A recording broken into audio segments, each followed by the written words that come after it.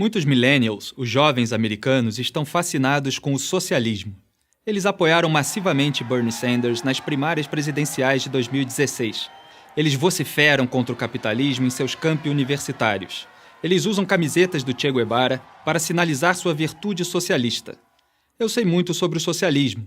Eu moro no Rio de Janeiro e eu trabalho em todo o Brasil como jornalista para uma revista popular. No começo dos anos 2000, o Brasil estava crescendo rapidamente.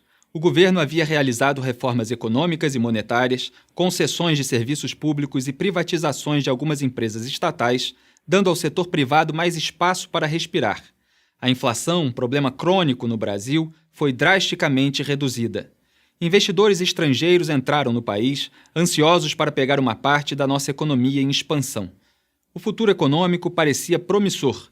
Mas hoje nossa economia está em ruínas, o desemprego e a dívida são enormes e políticos poderosos estão sendo investigados e presos por envolvimento nos maiores escândalos de fraude e corrupção da história do país. O que aconteceu? Em 2002, um político socialista chamado Lula da Silva concorreu à presidência. Ele era um socialista, mas posou como um tipo moderno e legal de socialista. Ele seria o político que acabaria com as divisões nacionais e uniria a todos. Ele até tinha um apelido, Lulinha, Paz e Amor. Mas a velha mensagem sobre a necessidade de redistribuição de renda para diminuir a desigualdade social ainda estava lá.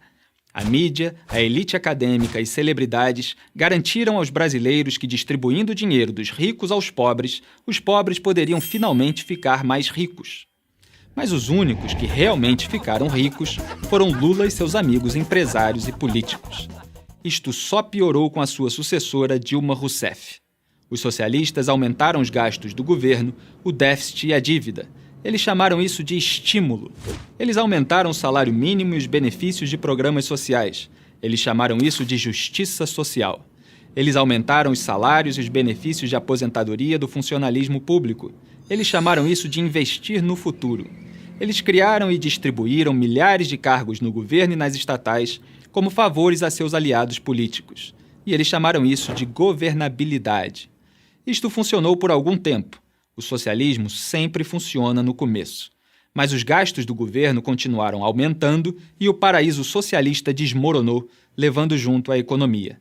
Resultado, de 2008 a 2015, os gastos do governo cresceram quase 4 vezes mais que a receita fiscal. A economia encolheu 3,8% em 2015, o pior resultado em 25 anos.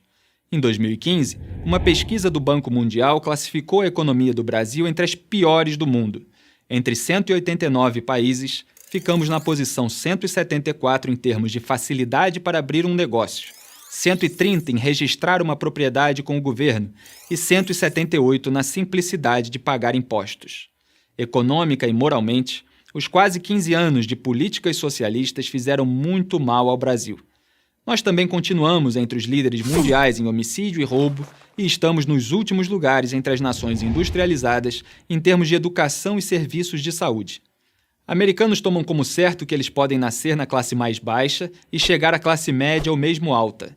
Muitos brasileiros tomam como certo que não podem. Mas finalmente algumas coisas estão começando a mudar. Talvez haja motivo para ter esperança. Hoje, mais e mais brasileiros veem que o capitalismo e o governo limitado são o único caminho a seguir. Felizmente para o Brasil, tribunais federais tornaram Lula réu em vários processos por corrupção, participação em organização criminosa, tráfico de influência, lavagem de dinheiro e obstrução da justiça. Os procuradores disseram que Lula montou e comandou uma propinocracia. Dilma, que herdou esta propinocracia, sofreu impeachment anos depois por falsificar as contas do governo e usar ilegalmente dinheiro de bancos estatais para financiá-lo. Esta crise levou o novo governo a congelar os gastos federais, reduzir o papel do governo em empresas estatais e incentivar parte do enorme quadro de funcionários delas a pedir demissão. Ninguém sabe se essas medidas básicas serão suficientes para resgatar o Brasil economicamente. Honestamente, os danos foram tão grandes que talvez levem décadas para o país se recuperar. Mas se conseguirmos, não será o socialismo que irá nos salvar. Millennials americanos, tomem nota. Eu sou Felipe Moura Brasil para Prager University. Olá a todos, eu sou Felipe Moura Brasil, jornalista e colunista do Brasil.